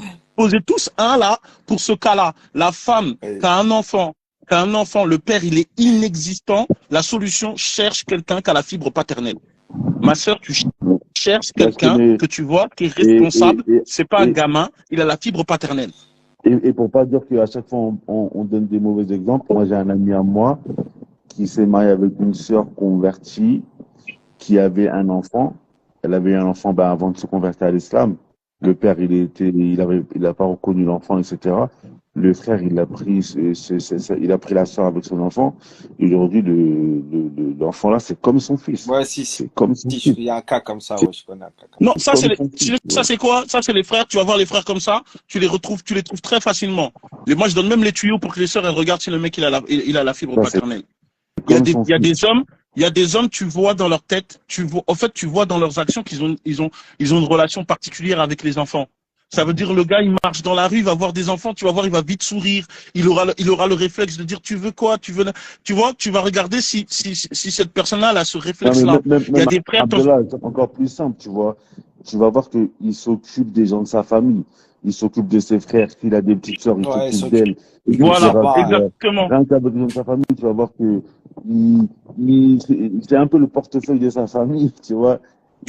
Ça le dérange pas, il aime ça. Quand il y a les neveux, tu sais qu'il a un contact spécifique avec ses neveux. Il a toujours, voilà, tu vois qu'il a un rapport spécifique. Son cœur, il est ouvert aux enfants. Son cœur, il est très ouvert aux enfants. C'est ce type de qualité que vous devez regarder chez les hommes que vous voulez avoir. Je parle des femmes dont le père est totalement absent. Maintenant, quand on va parler maintenant du père, il est présent. Ah, là, j'ai besoin d'aide. Allahu Alem. Mais après, peut-être que, en fait, il y a des gens qui trouvent ça dégradant, mais en fait, c'est une solution pour. Il y a beaucoup de femmes en France, quand elles trouvent des frères comme ça, pour elles voient que c'est dégradant, mais en fait, trouver un frère qui, lui, par exemple, il est soit polygame, ou soit il a des enfants et il est divorcé, et il ne veut pas forcément refaire une famille recomposée, trouver un frère qui accepte de se marier avec une femme qui, elle aussi, elle a sa vie de famille, elle a des filles, elle veut pas mélanger ses filles à un nouvel homme, etc. Ou c'est un mariage, et comme il a dit, c'est que le kiff, etc. Parfois, c'est la solution. Après, bien sûr, que l'homme, il respecte aussi l'engagement du mariage. C'est pas, il se dit, ouais, derrière, comme j'ai marié une femme et que il n'y a pas forcément tous les engagements. En fait, c'est le mariage Tu sais mixte. qu'en France, tu sais, je connais. Franchement, c'est la question pour plein de sœurs qui travaillent à Action, qui ont 2-3 enfants, qui doivent s'occuper de leurs enfants, etc. Elles veulent pas forcément un homme de leur foyer, etc. Un frère aussi, il a son travail, etc. Je connais un frère forcément comme ça. Fais-tu la promotion du Zawad Mission, monsieur? Le mariage mixte. Non, moi, je connais un Il y a beaucoup de savants qui sait qui l'autorisent dans le sens où c'est le fait que en fait, le prophète sallallahu alayhi wa sallam, quand je crois que c'était Saouda, elle voulait divorcer, et qu'après il allait la divorcer, et qu'après elle a voulu rester sur elle a voulu rester Aïcha, etc. Mais en fait, elle a donné c'est lui, elle est restée son épouse. Ça veut dire que c'était un échange de bons procédés. En fait, par exemple, chez les Malikites, j'en avais parlé avec Abou Ahmed, c'est qu'en fait, chez les Malikites, ils vont dire quoi? Ils vont dire tu peux pas mettre ça dans le contrat de mariage. Ça veut dire, par exemple, le mariage, il est normal, et qu'après, pendant que vous êtes mariés, elle dit, voilà, maintenant, je fais ceci, cela, là, c'est autre chose. Mais que lui, mette ça comme condition de mariage, tout ça, là, c'est pas, chez le Malikite, par contre, il te dit, c'est pas permis, tu vois. Tu sais, je connais un frère, moi-même, je connais un frère, sa femme, elle vit, c'est une famille recomposée, mais les enfants, ils se voient jamais. Sa femme, elle vit dans son appart, avec ses enfants. L'homme, il vit dans son appart avec ses enfants. Incroyable. Et ils se voient peut-être 3 ou 4 fois dans la semaine, quand ils sont à l'école et tout. Parce que chez les Salafs, on peut sortir des noms. Hein. Le problème, et par exemple, je commence avec le fils d'Ali ibn Abu Talib. Mais le problème, et moi, je dis pas que j'incite les gens à faire ça. Attention, hein, parce qu'on va commencer à, tu sais, ici, on doit faire attention à ce qu'on dit. Ça, c'est des choses qu'il faut éviter. Moi, je sais que j'ai connu des frères qui ont fait ça. Ils sont partis longtemps et tout ça. Ils ont divorcé beaucoup. Et par contre, faut arrêter là. C'est vrai que c'est une solution pour les sœurs, hein, mais il faut sortir de la tête du mythe de ouais, la polygamie, c'est pour soutenir les femmes divorcées ou les femmes veuves avec orphelins, des trucs comme ça. Ça, c'est un grand mythe qui a été bâti de toutes pièces par des réformistes qui ont du mal à accepter la charia.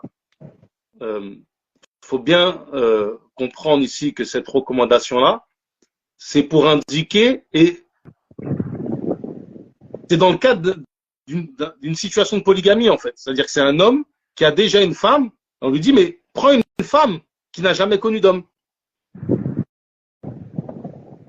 Donc c'est ça, en fait, c'est sur ça, c'est cette idée-là, c'est-à-dire que il ne faut pas mettre dans la tête des gens, et qu'il faut qu'ils se sortent de la tête, c'est important, la polygamie n'est pas légiférée pour prendre en charge les divorcés avec enfants ou les veuves avec enfants, ce n'est pas vrai. Même dans le verset de Surat An-Nisa, comment il est descendu, Aïcha nous le rapporte, c'était par rapport au fait qu'il y ait les esclaves, tout ça, les servantes, pour que elles, en fait, le fait que les gens, s'ils les prennent d'une certaine manière, qu'elles reprennent un statut beaucoup plus élevé dans le mariage. Mais la polygamie, elle a pas, comme dit Abou Ahmed, elle n'a pas été instaurée pour ça, elle était déjà là. Elle était déjà présente. Donc, ouais, la polygamie était déjà là et on a régularisé ça, c'est tout. Mais parce que, excuse-moi, Abdallah, il faut se rappeler qu'on était dans une époque où tu avais des esclaves.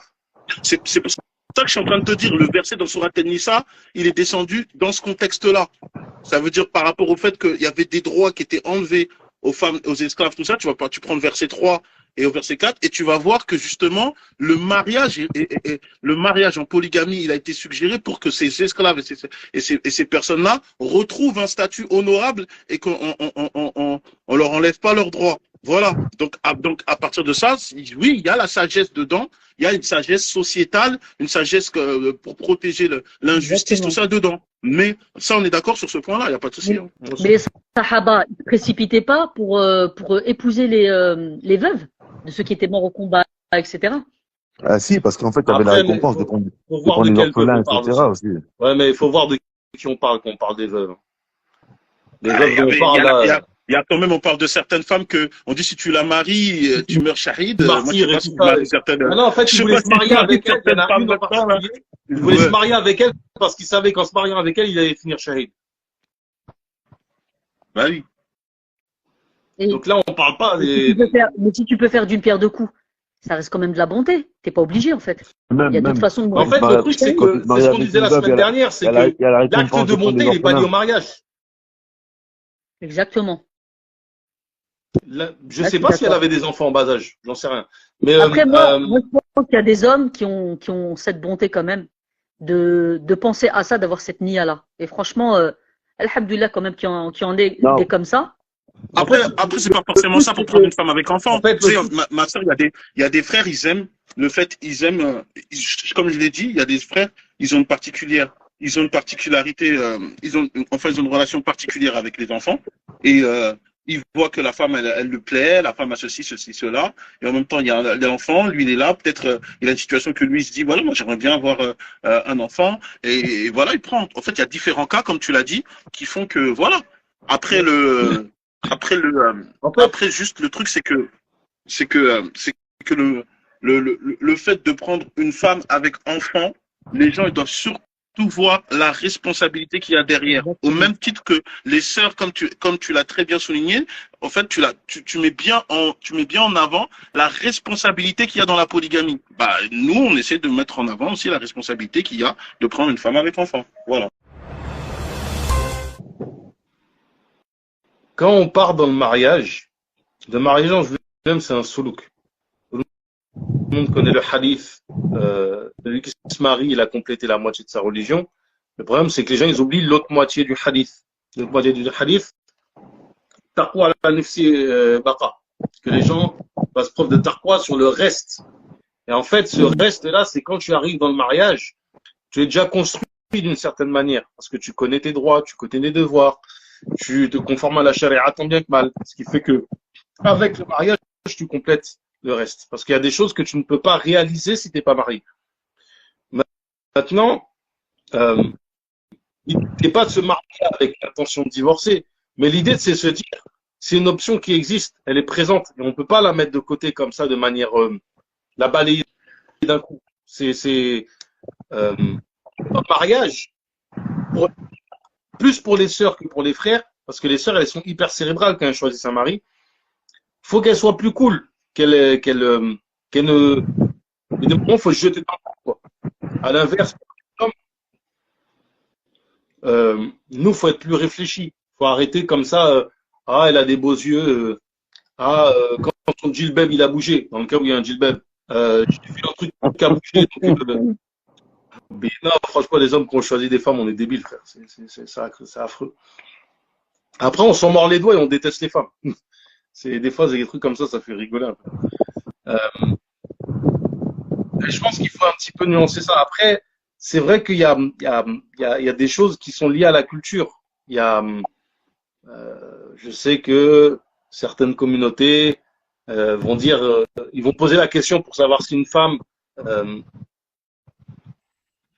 n'a jamais été mariée, est-ce qu'elle n'a pas perdu son sharaf? C'est problématique, en fait, cette formulation-là. Parce que c'est une femme qui n'est.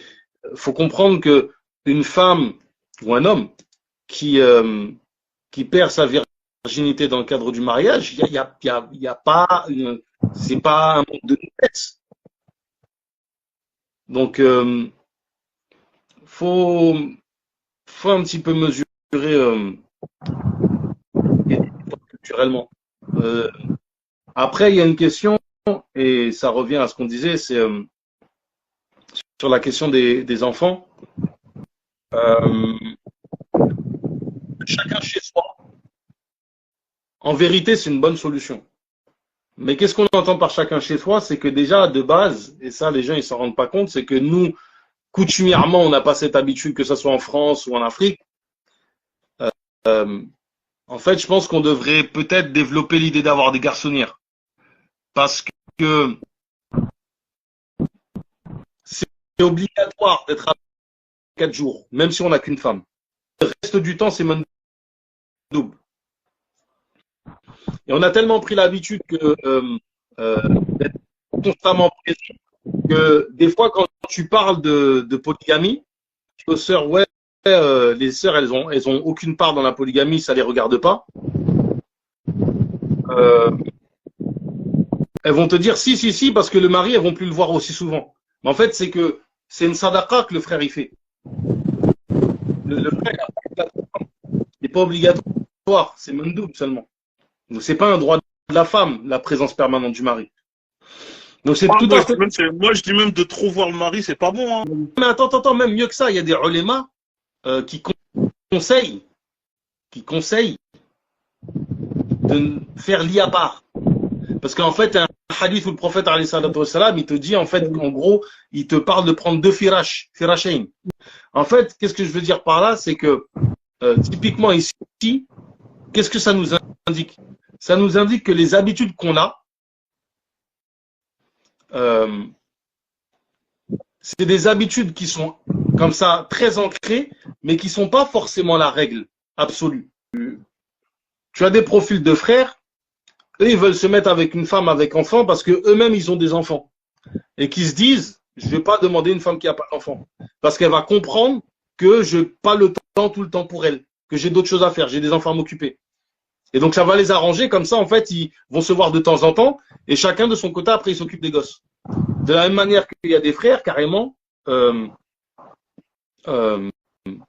ça c'est intéressant aussi, qui là par contre on peut en discuter et je pense que les sœurs vont pas être d'accord et même moi le premier, qui cherchent des nounous, des nourrices, des belles-mères pour leurs enfants parce qu'ils n'arrivent pas à s'en sortir tout seuls. En fait c'est ça l'idée, c'est que les sœurs comprennent qu'il y a différents types de profils d'hommes et qu'elles peuvent à ce moment-là savoir qu'est-ce qu'elles peuvent prendre.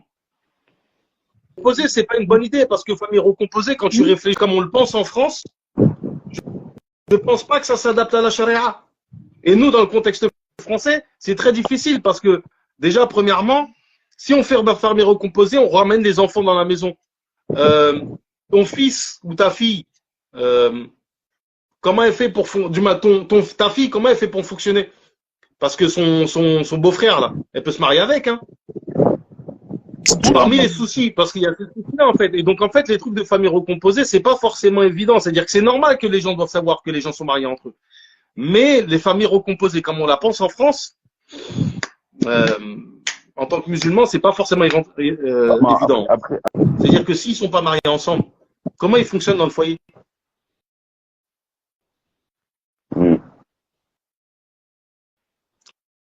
C'est-à-dire que ta fille, elle peut pas circuler, en fait, tranquillement dans la maison. Voilà que ça, c'est un truc aussi, frère. On n'y pense pas, mais un homme qui a une famille. De ta belle-fille, etc. Si, moi j'y pense. Hein. Moi, j'ai des enfants. Moi, j'ai des garçons et des filles.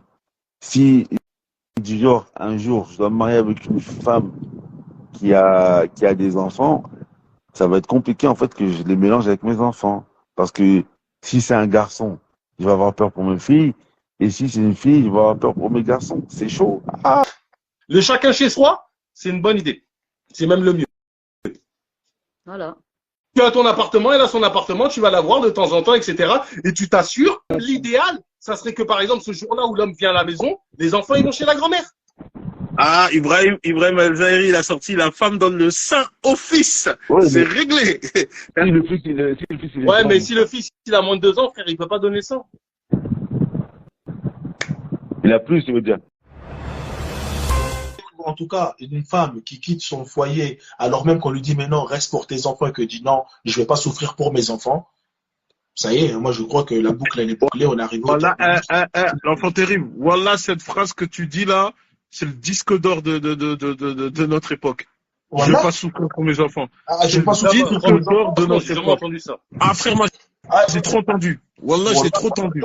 Même moi, la première fois que j'ai entendu cet argument par Allah, même ça m'a choqué. Véritablement, ça m'a choqué parce que je me suis dit. Mais t'as déjà entendu ça, toi? Moi, j'ai entendu trop de fois, Abou Ahmed. Voilà, c'est le disque d'or. Ah, c'est le disque d'or. C'est le tube de. Ça fait du même. C'est le tube de l'été. Rester pour les enfants. Genre, dire quand tu dis, ouais, mais il faut rester pour les enfants, dire rester pour les enfants, c'est un argument qui bat comme ça. Et l'argument de la patience, là. Ah non, ça, ils ont fini avec patience. Quand tu dis, ouais, patience, non, ils ont fini avec celui-là.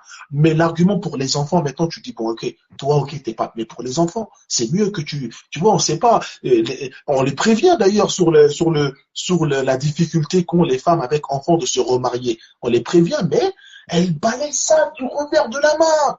Parce que sur le moment T, il faut qu'elles s'en aillent. Il faut qu'elles retrouvent leur sérénité perdue. Il faut qu'elles retrouvent leur bien-être. Il faut qu'elles s'éloignent de cette personne qui est toxique. D'ailleurs, toute personne qui leur dit la vérité à ces gens-là sont toxiques. Hein. Tu dis la vérité, t'es toxique. J'en suis sûr que nous-mêmes, là, on est toxiques. D'ailleurs, Abdoulaye... Non, l'enfer terrible, toi, tu sais pas, on est des poisons, frère. C'est quoi,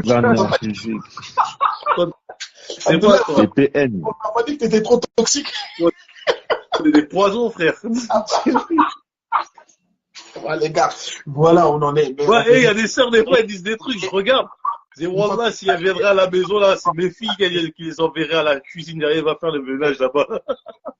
Faut se rappeler que en tant qu'homme dans un foyer, l'une des choses que l'on fait par rapport à nos femmes, c'est leur mettre pas seulement des limites aux enfants, mais à la femme aussi dans son rapport avec les enfants. Parce qu'il y a des moments où la femme, elle va trop loin dans son rapport avec les enfants. Elle oublie que, d'accord, t'es une maman. Mais être une maman, c'est un élément de ta vie de femme. Ou des fois, elle veut être une maman et elle veut faire du bien à ses enfants. Tu dis, ouais, mais là, faut arrêter. Et il y a des exemples comme ça. Moi, je me rappelle d'un cas, j'en ai parlé la semaine dernière, une sœur qui témoignait, le frère, je me suis remarié avec lui, patati patata. Un jour, en fait, il trouvait que j'étais trop pris par les enfants comme ça, donc il a voulu me faire sortir. Et comme mon petit de 2 ans, il s'est mis à pleurer, j'ai voulu rentrer, il a été fâché. Il voulait plus me parler. Et après, à la suite de ça, il a divorcé. Parce qu'il avait déjà fait plein d'efforts pour expliquer à la femme. Mais en fait, en tant que femme, je me suis marié avec toi pour avoir du temps comme avec toi. En fait, il y a des trucs comme ça qui jouent où il y a des gens qui vont avoir une manière de voir la chose qui est différente. Le problème ici, c'est quoi? Et c'est ça qu'on souligne, qu'on parle de ça. Mais peut-être c'était au frère d'être réaliste que si elle a des enfants, bah, c'est normal qu'elle aura moins de temps pour lui caresser la nuque aussi. Non, Ouais, mais non, mais quand la sœur, au bout moi, d'un moment, si moi, tu je veux, elle pense a... que, moi, Non, mais je en fait, pense le que truc, C'est ça. les à quel Ou discours pas que moment, l'enfant terrible? On est à quel d'accord ou pas moment, l'enfant terrible? ouais, les mais discours L'enfant qu'on a terrible, on est entendu, regarde, on en a d'accord. non, besoin. mais Ah oui, Abdallah, donc, quand c'est tes enfants, c'est facile. les omelettes, de Mais, toute façon, tu me Non, connais. mais quand c'est pas les tiens, les discours comme l'enfant terrible, on en a besoin, les frères. Parce qu'en fait, je pense en fait, tout maintenant, en fait, franchement, c'est simple. L'histoire, elle est simple. Il y a des hommes dans la communauté qui veulent pas de femmes avec enfants. Et il y en a d'autres qui sont prêts à accepter les femmes avec enfants. Ceux qui veulent pas de femmes avec enfants, alhamdoulilah, ils sont honnêtes et c'est tout à leur honneur. Et alhamdoulilah, faut pas qu'ils se marient avec des femmes avec enfants pour qu'après, ils les fassent divorcer. Ceux maintenant qui sont prêts à prendre des femmes avec enfants, ben, faites le bien. Faites-le bien et ne faites pas perdre du temps à ces femmes. Moi, je vais Bah oui. m'adresser aux gens qui ont divorcé d'avec leur femmes-là. femme. Les hommes qui ont divorcé d'avec leur femme et qui savent qu'ils ont des enfants avec cette femme-là et que cette femme est appelée à se remarier, éduquez un peu vos enfants et faites que dans la vie de couple de leur mère, de leur future mère, ce qui va pas tarder d'arriver, au lieu de les utiliser contre elles, essayez de leur apprendre à ces enfants. Ah, l'enfant terrible, le président du BPP a parlé. Moi, je suis d'accord. Moi, je suis d'accord. Je suis désolé. Je suis d'accord. Ah, Mohamed Lamine, le président a parlé. Je suis d'accord. Nous, les polygames, on est amenés à marier ces femmes-là et à prendre en charge vos enfants que vous avez abandonnés. Donc, au lieu de nous faciliter la tâche, mais ça c'est grave ce que tu dis. Tu veux pas dire ça, frère. Au lieu de nous faciliter moi, je suis d'accord. la tâche. Ah, désolé, Abou Ahmed, on a compris Mais que non, t'as tu déjà veux pas dire après, il a mais moi, abandonné je suis ses d'accord. enfants. Je suis d'accord avec lui. Amenés à se Le père, marier. normalement, on a dit que les femmes, elles doivent penser au bien de leurs enfants. Bah, je suis désolé, les ex-maris aussi. Ouais, mais ça regarde pas L'ex-mari les gosses. doit aller voir. Pour moi, une femme, elle se remarie. Le mari sait ses dettes, elle va se remarier. Eh ben, lui, normalement, ses enfants, ils passent avant son nefs. Il va voir le futur mari, ça discute d'homme à homme, et ça essaye de trouver des trucs pour le bien de l'enfant. Je te dis pas dit que c'est facile, hein. Mais il doit le faire pour le bien de l'enfant. Et ça aussi, ça c'est être responsable. Moi, je suis d'accord, je suis l'enfant Là où terrible. je suis d'accord avec toi, là où je suis d'accord avec toi, c'est moi aller voir la femme et lui dire en fait, tu sais que les enfants là, ils peuvent plus rester chez toi. De quoi? Tu vas voir la femme, les enfants, ils ne peuvent plus rester chez toi. Bah, tu les prends avec toi alors. Oui, ils vont chez la mère. Parce qu'en fait, il y a tout un. Enfin, ça, c'est un autre détail. et la mère, en fait, la mère perd son droit de garde quand elle se marie. Ça, c'est important aussi. Oui. Mais si le père il veut pas reprendre les enfants, comme la majorité des hommes, on va dire en Occident, ils veulent pas reprendre. En fait, c'est pas eux qui sont prioritaires. Il y a d'autres personnes avant. Ouais, mais si les autres personnes ne veulent pas, Abou Ahmed, les autres personnes, ils ne voudront pas. Abou Ahmed, il y a une réalité que toi aussi, il faut que tu vois en face. Les règles, dans le madhahib, il y a des règles, d'accord? Mais dans la réalité, c'est que beaucoup de grands-mères ne vont pas prendre les enfants. Beaucoup de pères ne vont pas prendre les enfants. Ils vont pas les prendre. Ça, c'est des réalités. Il y a des mères. Je pense qu'il y en a beaucoup plus qu'on le pense. Je pense qu'il y en a beaucoup plus qu'on le pense. Non. En tout cas, en France, la grand-mère maternelle, faut qu'elle ait du din. La grand-mère maternelle, faut qu'elle ait du din. Faut qu'elle ait du din pour prendre l'enfant. C'est ça que j'allais dire. C'est qu'en France, il y en a beaucoup plus, s'ils le savaient, il y en a beaucoup plus qui feraient jouer, qui feraient valoir leurs droits. Deuxièmement, pour les pères, il y en a beaucoup plus qui veulent récupérer les enfants qu'on croit. Mais en général, ils partent perdants. Non, mais en vérité, franchement, c'est vrai que c'est un peu dur, mais en vérité, c'est la seule manière, en vérité, pour que les sœurs soient vraiment éduquées. Faut dire la vérité, même si la manière, elle est pas, on n'apprécie pas forcément. Il faut dire la vérité. Et en vérité, tu vois, ça montre l'importance aussi, vraiment, que on étudie le fiqh, la jurisprudence du mariage avant le mariage et selon les madhahib. Parce que ça éviterait beaucoup de catastrophes. Ça éviterait beaucoup de catastrophes. En fait, le problème, c'est le manque de science.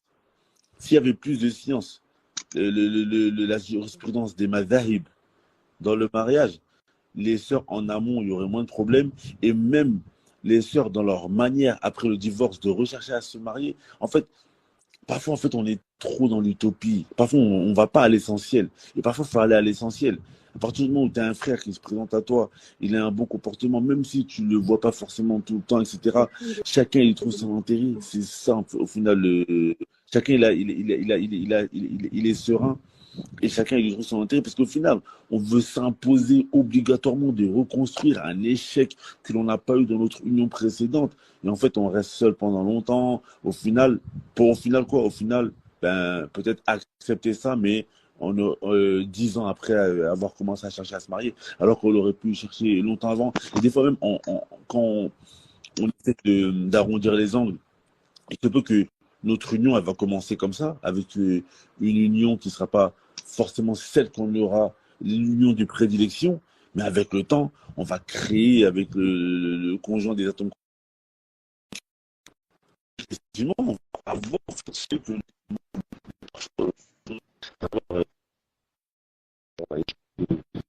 ouais, c'est ça le mot de la fin. En tout cas, là, il facilite à toutes les. السلام عليكم ورحمة الله وبركاته. Vous écoutez Radio Islam Impact.